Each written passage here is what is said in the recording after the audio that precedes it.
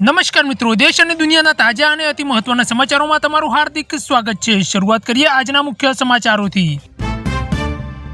હવામાન વિભાગે આગામી 6 દિવસ સુધી ગુજરાતમાં માવઠા ચાલુ રહેવાની આગાહી વ્યક્ત કરી છે।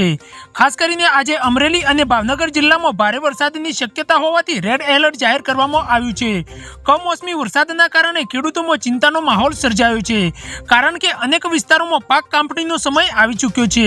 તંત્રએ લોકોને સાવચેત રહેવાની અને નીચાણવાળા વિસ્તારોમાં અનાવશ્યક બહાર ન નીકળવાની અપીલ પણ કરી છે। ત્યારબાદ મહત્વના સમાચારોની વાત કરીએ તો પાક નુકસાની સર્વે મામલે ગુજરાત સરકાર વિવાદમાં આવી છે।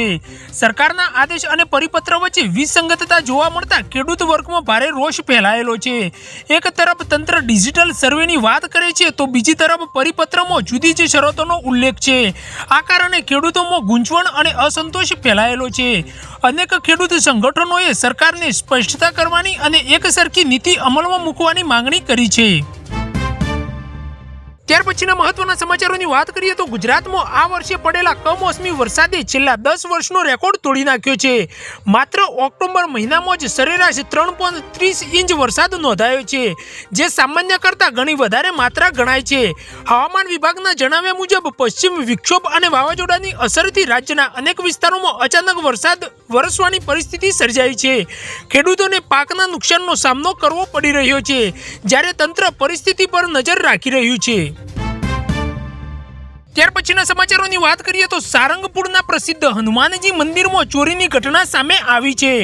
મંદિર પરિસરમાં આવેલી એક મહિલાના પર્સમાંથી રૂપિયા 4.50 લાખની રોકડ રકમ ચોરી ગયાની ફરિયાદ બરવાળા પોલીસ મથકમાં નોંધાઈ છે।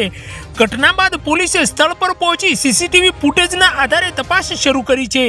પ્રાથમિક માહિતીમાં જણાવવામાં આવ્યું છે કે ચોરે ભીડનો લાભ લઈ રકમ ઉચકી લીધી હતી। ત્યાર પછીના મહત્વના સમાચારોની વાત કરીએ તો ઉત્તર ગુજરાતમાં પડેલા કમોસમી વરસાદના કારણે ધરોઈ ડેમમાં 100% પાણી ભરાઈ ચૂક્યું છે। પાણીની વધારાની આવકના કારણે ડેમના દરવાજા ખોલી સાબરમતી નદીમાં પાણી છોડવાની કાર્યવાહી કરવામાં આવી છે। તંત્રએ નદી કાંઠાના વિસ્તારોમાં રહેનારા લોકોને સાવચેત રહેવાની અપીલ પણ કરી છે। વરસાદની અસરથી આસપાસના વિસ્તારોમાં નદીઓ અને તળાવોમાં પણ પાણીની આવક નોંધાઈ છે। ત્યાર પછીના સમાચારોની વાત કરવામાં આવે તો જૂનાગઢના ગિરનાર પર્વત પર દુર્ઘટનાજનક બનાવ સામે આવી રહ્યો છે। પર્વત પરથી નીચે પટકાતા એક યુવકનું મોત નોંધાયું છે। પ્રાથમિક માહિતી મુજબ યુવક પગથિયાની જગ્યાએ પથ્થર પરથી ચઢાણ કરવાનો પ્રયત્ન કરી રહ્યો હતો, ત્યારે પગ લપસતા તે ખીણમાં પડી ગયો। ઘટનાની જાણ થતાં તંત્ર અને બચાવ દળે સ્થળ પર પહોંચી કાર્યવાહી શરૂ કરી હતી। ત્યાર પછીના સમાચારોની વાત કરવામાં આવે તો અમરેલી જિલ્લામાં પાક નુકસાનની વળતર માટે શરૂ કરાયેલા ડિજિટલ સર્વેનો સરપંચોએ વિરોધ વ્યક્ત કર્યો છે। જિલ્લામાં કુલ 72 ગ્રામ પંચાયતોના સરપંચોને મળીને ટીડીઓને રજૂઆત કરી છે। સરપંચોનું કહેવું છે કે ડિજિટલ સર્વે યોગ્ય રીતે થઈ શકતો નથી અને ઘણા ખેડૂતોને માહિતી ચૂકી જાય છે। તેમણે હાથથી સર્વે કરી વળતર પ્રક્રિયા પારદર્શક રીતે કરવાની માંગણી ઉઠાવી છે। ત્યાર પછીના સમાચારોની વાત કરીએ તો અમદાવાદના ઓઢવ વિસ્તારમાં આવેલા સ્મશાન ગૃહમાં ગંભીર બેદરકારીનો મામલો સામે આવ્યો છે। અહીં લાકડા ભીના હોવાના કારણે મૃતકના પરિવારજનોએ ટાયર અને ગોદડાનો ઉપયોગ કરીને અંતિમ વિધિ કરવી પડી। ઘટનાથી પરિવારમાં ભારે રોષ ફેલાયેલો છે અને સ્થાનિક લોકોએ તંત્ર સામે આક્રોશ વ્યક્ત કર્યો છે। તંત્રએ ઘટનાની તપાસ શરૂ કરી હોવાની માહિતી પણ અત્યારે મળે છે। ત્યાર પછીના સમાચારોની વાત કરીએ તો અમદાવાદમાં પોલીસને મોટી દારૂ દાણ ચોરીનો પર્દાફાશ કરવામાં આવ્યો છે।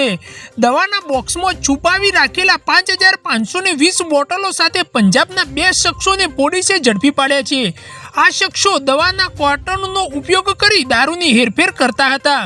પોલીસે ટ્રકમાંથી દારૂ જપ્ત કરી વધુ તપાસ શરૂ કરી છે। પ્રાથમિક માહિતીમાં ખુલ્લું થયું છે કે આ દારૂ અન્ય રાજ્યોમાં પણ સપ્લાય થવાતો હતો।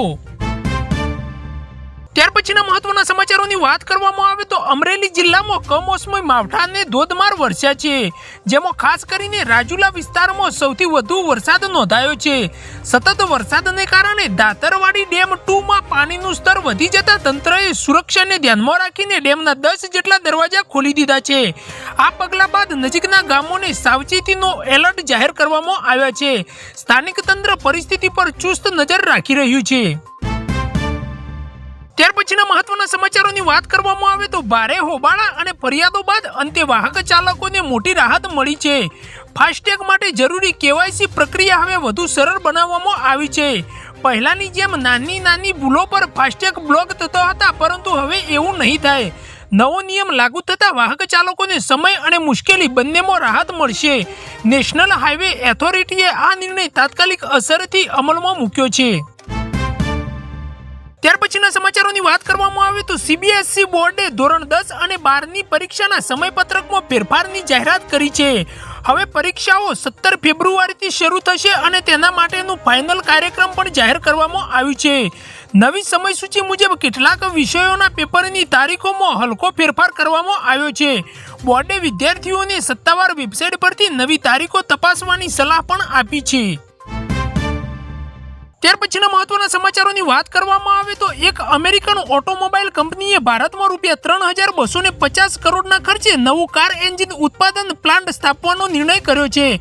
આ પ્લાન્ટની મદદથી દેશમાં ઓટોમોટિવ ક્ષેત્રમાં રોજગારીના નવા અવસર ઊભા થશે અને મેક ઇન ઇન્ડિયા પહેલને પણ પ્રોત્સાહન મળશે.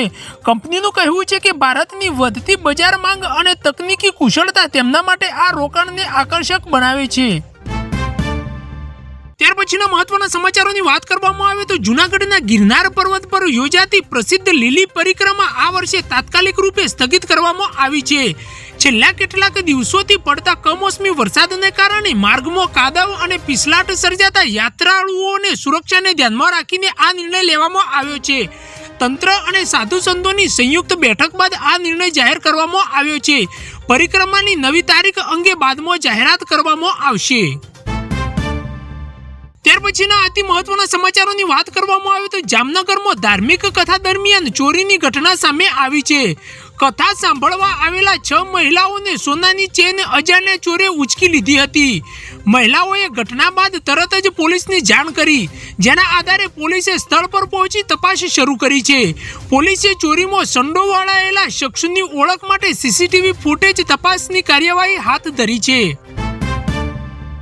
ત્યાર પછીના સમાચારોની વાત કરવામાં આવે તો રાજ્યના અનેક વિસ્તારોમાં કમોસમી વરસાદથી કૃષિ ક્ષેત્રને ભારે અસર પહોંચી છે. ખાસ કરીને મગફળી, કપાસ અને કઠોળ જેવા મુખ્ય પાકોમાં મોટા પાયે નુકસાન થયું છે. અચાનક પડેલા વરસાદ અને તોફાની પવનોના કારણે પાક જમીન પર પડી ગયો, જેના કારણે ઉત્પાદન ઘટવાની આશંકા વ્યક્ત થઈ રહી છે. આ સ્થિતિને ધ્યાનમાં રાખીને ખેડૂતોએ સરકારે તાત્કાલિક સર્વે કરી વળતર આપવાની માંગ ઉઠાવી છે.